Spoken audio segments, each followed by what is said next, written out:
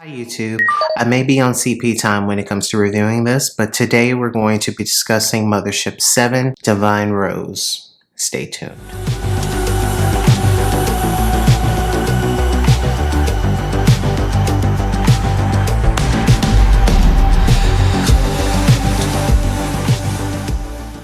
When you get older, you have to do what you have to do. For starters, I'm going to go in with an eyeshadow primer. This is the Anastasia Beverly Hills eyeshadow primer. Now, I don't know about you guys, but for me, eyeshadow primer has always been an issue just because, you know, having brown skin, when I put on an eyeshadow primer, put the eyeshadow on top, and then I don't even get the color that's in the pan. And that's always just been something that always pisses me off because I've used, you know, Primer Potion, I've used Shadow Insurance, I've used a lot of different eyeshadow primers throughout the years on myself and on other people, and on other people it looks cute. For me, as far as like when I put something on, it does not show up. And so I decided to get this eyeshadow primer just because I heard great reviews about it and it seems to be doing exactly what I want it to do. So we're gonna go in with that.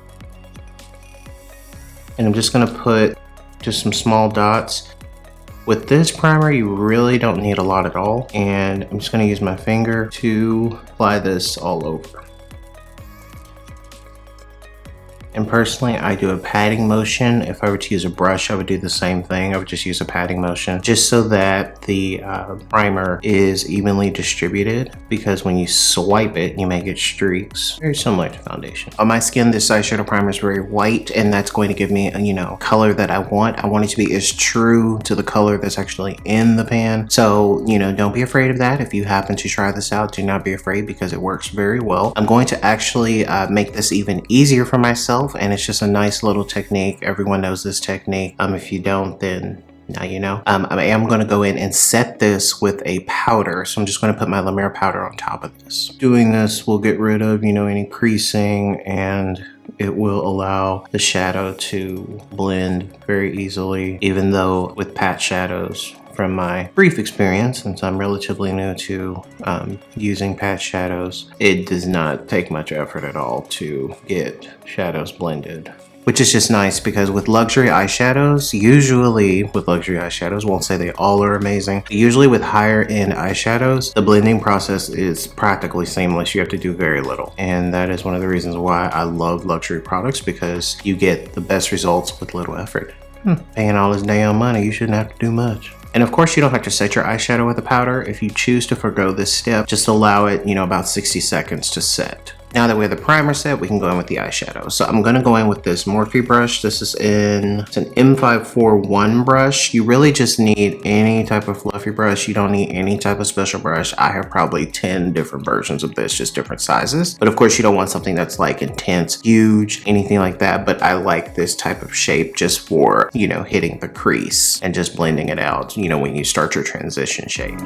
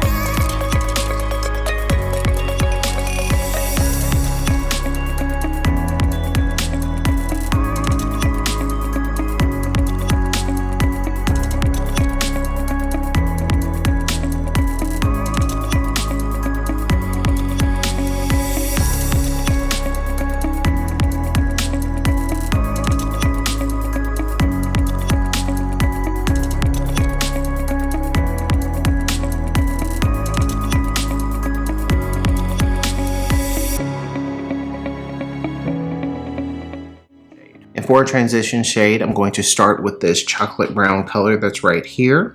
I'm going to start out with just a little bit, tap off the excess. I'm going to start right here in the corner, and I'm just going to lay this down.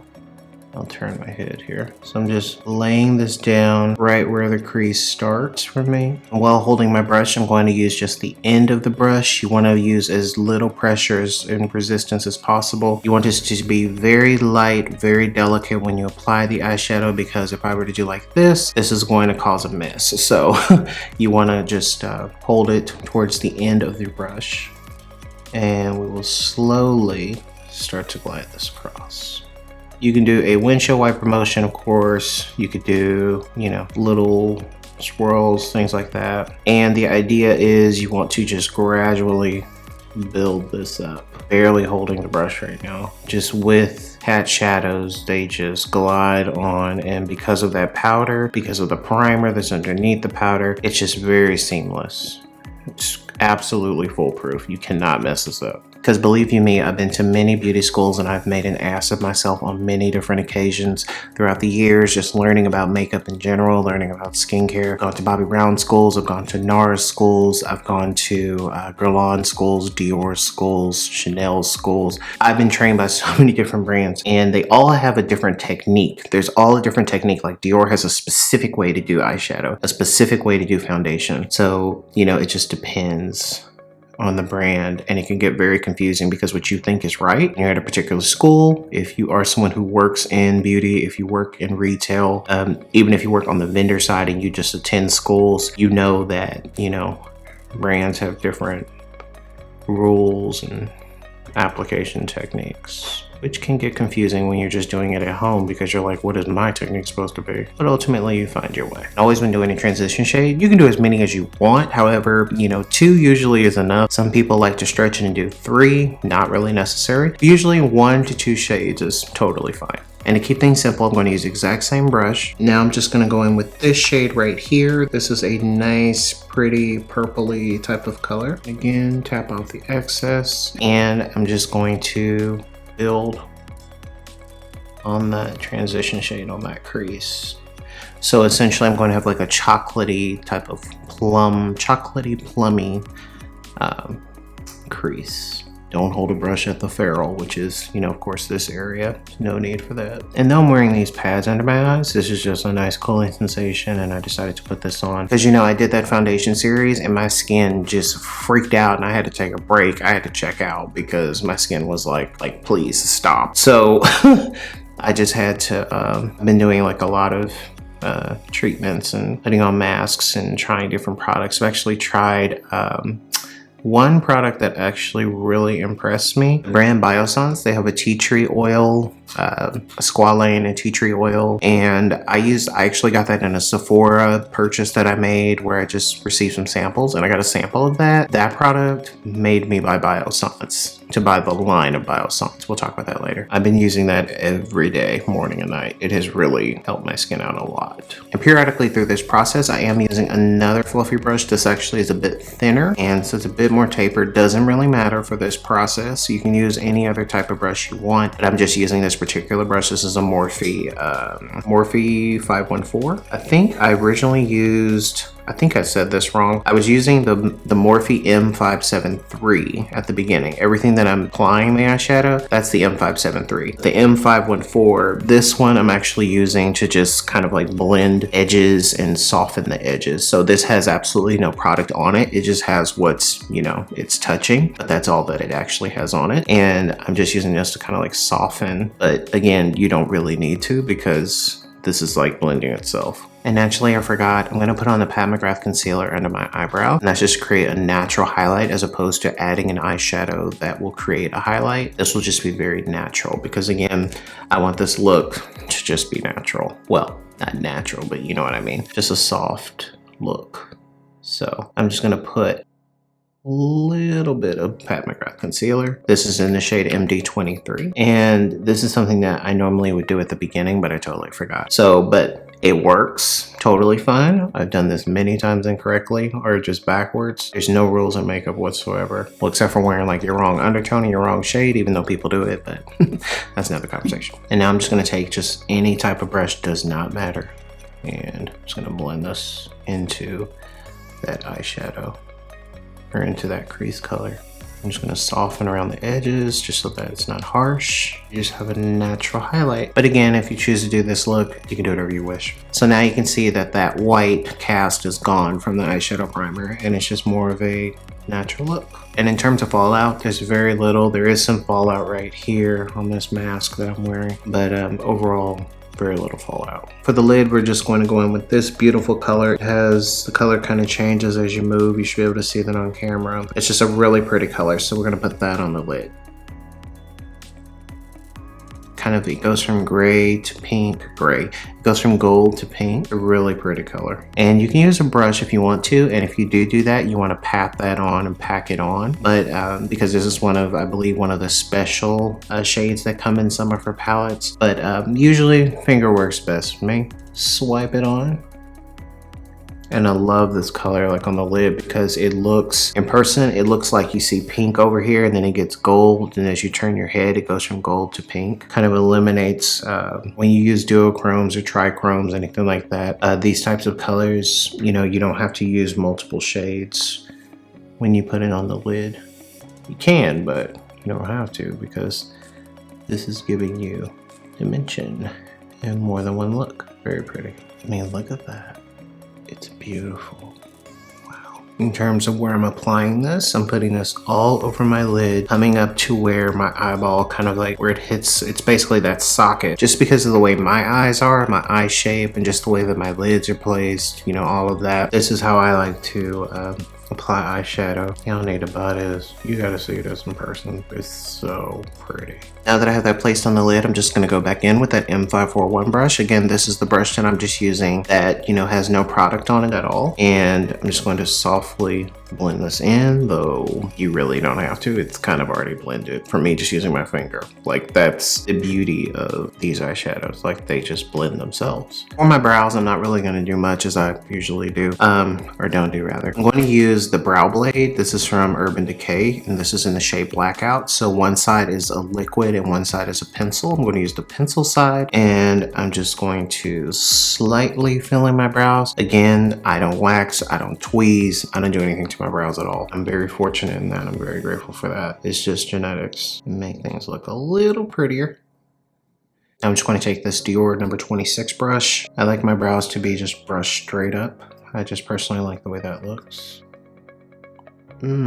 So pretty. I love it. Now we can get these off. Thank you. This is by Fresh Me. It's just like this, let's see, collagen under eye patch, and it's something I got from Amazon. It was Prime Day, and I was buying random shit. So I just like the way it makes my eye area feel. That's it. I'm not gonna say it really does anything because it really don't do shit. Makes my under eye area feel very well moisturized. It's nice. Now for my under eye area, I'm just going to use a really small brush. This is the number 24 brush from Dior. And I'm going to use this to apply eyeshadow under my lashes, just the lash line. Not the waterline, the lash line. For starters, I'll dip into that purple color and I'm just going to go under the lash line, build that purple color. Then we'll put in that duo, trichrome, whatever it is. Put that in the middle and then we'll finish it off with a third color. And as I go into each shade, I will dust out this brush. Just use the same brush. For the inner corner shade, I'm going to use this beautiful, sparkly, glittery, glitterous champagne gold type of color. It's like a blush pink champagne. What I love about this particular shade is that it actually looks wet when you apply it. And you don't even have to like wet it, you know, with some water, or Fix Plus, or setting spray, what have you. You don't even have to do that. It's literally like a wet glitter. It's beautiful. Sometimes when I'm doing my under eye area, if I happen to get fallout, or if I happen to, you know, get it, you know, lower than I actually want it to be, I will actually, you know, just take a makeup wipe and put it over a thin brush, and then it's very precise. And you can just kind of clean up as you go. Just a little tip. Just for the corner of the eye, I'm gonna go back in with that beautiful wet color. Just a slight pop.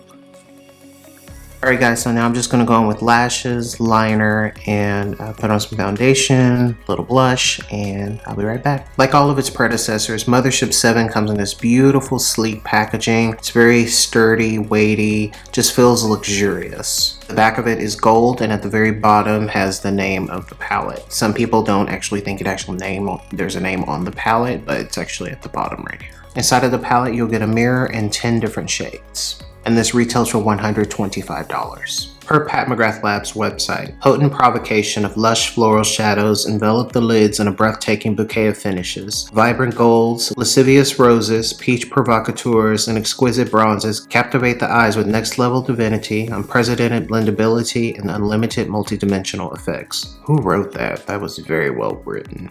Love the pros. And with regards to the shades that I actually used for this particular look, that's mentioned in the video, and it's also mentioned in the description along with every other product I used.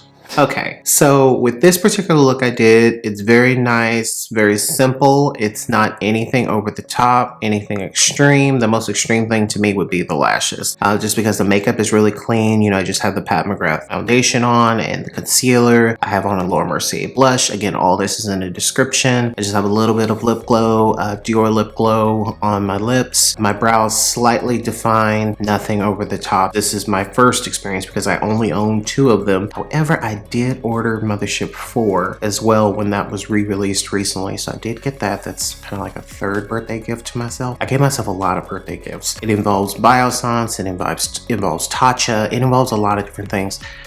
I just kind of don't care. It's my birthday, child. This particular palette out of these that I have or have coming, this palette is a very wearable one, and even if I look at the other palettes that are part of the Mothership collection, all 8 of them, this is one of the more wearable ones because you can see these particular shades here, all 8 of these are very wearable to me. I think anyone could wear any of these shades. Now these 2, these are a little bit, you know, a little bit extra, you know, something if you want to have like a little bit more fun, just because this is more of a glittery type of color, and then this one is more of a duochrome type of color. And this one is as well, and this one is the one that I actually used in the tutorial. So for this particular look, I actually used 4 different shades out of the palette. I used Extreme Mahogany, which is a rich mahogany matte. I used Rose Dusk, which is a mid-tone rose satin. I used VR Rose Venus on my lids, which is the star of this. And this is described as a golden rose duochrome. And I also used Astral Solstice, which is described as a glittering platinum. Overall, the application process was very easy. For me, the most fallout that I got, which again was minimal, was from Rose Dusk and from Astral Solstice. The glittery color kind of flickered over my face, and you know, just took a makeup wipe and cleaned that up really easily. But overall, compared to other eyeshadow palettes that I own, this has very little kickback. These eyeshadows are absolutely beautiful. They're true to color, as long as you're using a good primer, as I suffer from. But as long as you're using good primer,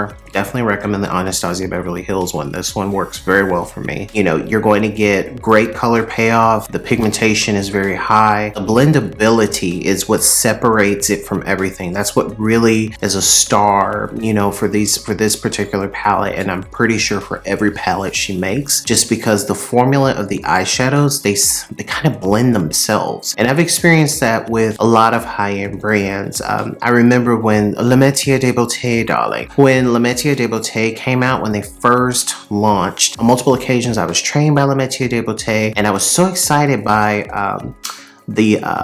I forget what they call the kaleidoscopes. And they had the kaleidoscopes and you would just flip them out, and the pigmentation on those eyeshadows, their eyeshadows are absolutely beautiful. They had a different type of technique for eyeshadow application. They believed in layering eyeshadows on top of each other to create this dimension. That particular brand and many other brands, they kind of just have formulas that just blend themselves, and I find that with the Pat McGrath eyeshadows, there's very little that you have to do. I used very few eye brushes just because you don't really have to do anything. It kind of just does it itself. So as far as the blending process is concerned, it's really not hard at all, guys. guys. So even though this is $125, I actually think this is inexpensive because you're getting 10 shades for $125. The reason why I would say it is expensive is that it's a palette and you're not customizing, you know, your shades. Because if you were to, for instance, go to a MAC, if you go to MAC, that's not my problem. But if you were to go to a MAC, you could buy separate shades. You're going to pay more, you know, for the shadows, but you get to choose your actual shades. But in this palette, because of the color story, because of color stories with the other palettes that she has, she kind of just designed it so that, you know, you wouldn't feel bad if you were to buy this shade over here or this palette over here, but this shade is not in this palette that you're about to buy and you have to spend $125. Personally, I don't care about that. I plan to collect all 8 of these and, you know, the more palettes that come in the future, just because I am thoroughly impressed with her eyeshadows, just like everything else that I've used from Pat McGrath. I'm just thoroughly pleased yet again. So if you have not purchased the Divine Rose 7, again, this is not the newest one that came out, that's Divine Rose 8, and that one I will, or Mothership 8, Divine Rose 2, that one I will review as well, but this was the first Divine Rose 1. But I really just wanted to play in this just because this is a very wearable palette. This is kind of like, to me, the quintessential everyday woman who wants something really simple yet pretty, and you still have extra shades that you can kind of have some fun with as well. So it's not even, you know, it's, even though it's a wearable everyday palette, it's not, you know, some boring neutral palette. You know, you actually have options, and just that one standout color, VR Rose Venus, that is just,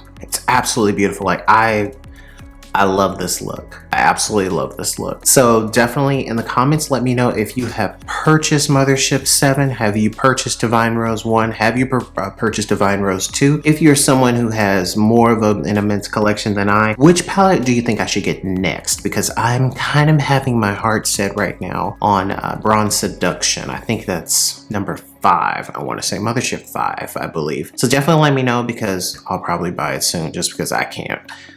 I'm literally addicted to Pat McGrath Labs, so definitely rate, comment, subscribe. I hope you guys like this look, and yeah, I'll be back with a whole lot more. Bye, guys.